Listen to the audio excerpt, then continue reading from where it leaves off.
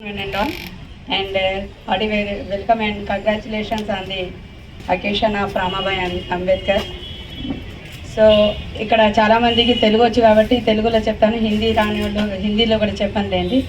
So Ramabai Ambedkar గురించి ఇక్కడ చాలామంది బ్రీఫ్గా చెప్పి ఉంటారు. నేను ప్రోగ్రామ్ని మిస్ అయ్యాను. పాలకుర్తి అన్న చూస్తూనే ఉన్నాను, అర్థమైపోయింది రామాబాయ్ గురించి. సాక్రిఫైస్ అంటున్నారు.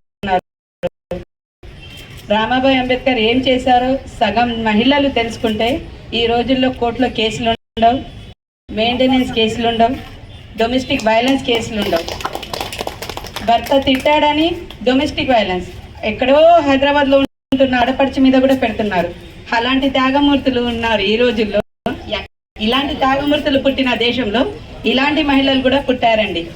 సో మన ఇక్కడ వచ్చిన లేడీస్ అందరికీ నేను ఇచ్చే ఒకే ఒక సజెషన్, మీరు కూడా ఈ రోజుల్లో సగం ఆడపిల్లల జీవితాలు కోట్ల వరకు వస్తున్నాయంటే వాళ్ళ తల్లిదండ్రుల వల్లే.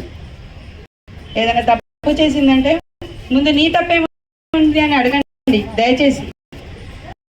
మీరు ఇన్వాల్వ్ అయ్యి వాళ్ళని ఇంకా చేస్తే వాళ్ళు మెయింటైన్ డౌరీ కేసులని అవన్నీ పెడుతున్నారు. అవన్నీ ఎట్లాగో జస్ట్ కేసుల వల్ల ఉన్నాయి, కానీ ఎవరు కూడా గెలవట్లేదండి అవి. ఎందుకంటే అబ్బాయిలు హానెస్టీగా ఉంటున్నారు కొంతమంది, అలా అని అందరు అబ్బాయిలు మంచోళ్ళు కాదు. చాలా మంది అసలు ఎంతమంది అయితే క్రూయల్గా ఉంటున్నారో, ఎంత దారుణంగా ఉంటున్నారో, శాడిస్టులు ఉంటున్నారు, వాళ్ళ భార్యనే కోర్టుకి రావట్లేదు, కేసులు పెట్టడానికి కూడా భయపడుతున్నారు. అలాంటి వాళ్ళు కూడా ఉంటున్నారు. రమాబాయి అంబేద్కర్ మాత ఏమని చెప్పారంటే, భర్త ఎన్ని అవరోధాలు పెట్టినా, టైం ఇవ్వకపోయినా, కనీసం ఒకరోజు ఫోన్ చేయలేదని గొడవ పడుతున్న భార్యలు కూడా ఇక్కడ ఉన్నారండి. గొడవ పడుతున్నారు.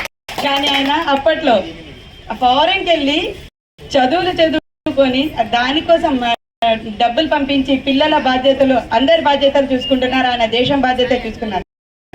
ఆయన కోసమే దేడి కట్టుబడిపోయి నా దేశం అని, నా పిల్లలు, నా భర్త అని ఆమె ఒక ఇచ్చిన డెడికేషన్ని, ఆ త్యాగాన్ని మనం కూడా అవలంబించామనుకోండి, ఈ రోజుల్లో చాలామంది మహిళలు నిజంగా సక్సెస్ అవుతారు.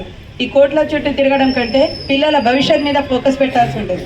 ఇక్కడ చాలామంది ఎవరైనా మహిళలకి కానీ నాతోటి సోదరులకి ఎవరికైనా అడిగించుంటే నన్ను క్షమించండి. కాకపోతే నా ఒక హంబుల్ అడ్వైస్ ఏంటంటే, పిల్లలకి గైడ్ చేయండి. ఈ టీవీ సీరియల్స్లో చాలా ఈ రోజులే భర్తను ఎలా చంపాలి, లేడీస్నే చంపుకోవడం చూస్తున్నాం. కానీ అలాంటివి వద్దండి. ముందైతే ఏంటంటే ఫస్ట్ కౌన్సిలింగ్ ఇవ్వండి. తప్ప అమ్మాయిదన్నా కూడా నీదే తప్ప అని చెప్పండి. నెక్స్ట్ టైం వాళ్ళు రియలైజ్ చేసుకుంటారు. అలా అని అన్నిసార్లు చెప్తున్నా కూడా పట్టించుకోకుంటే అప్పుడు కేసు. ఓకేనా? సో ఈ అవకాశం ఇచ్చిన అందరికీ ధన్యవాదాలు.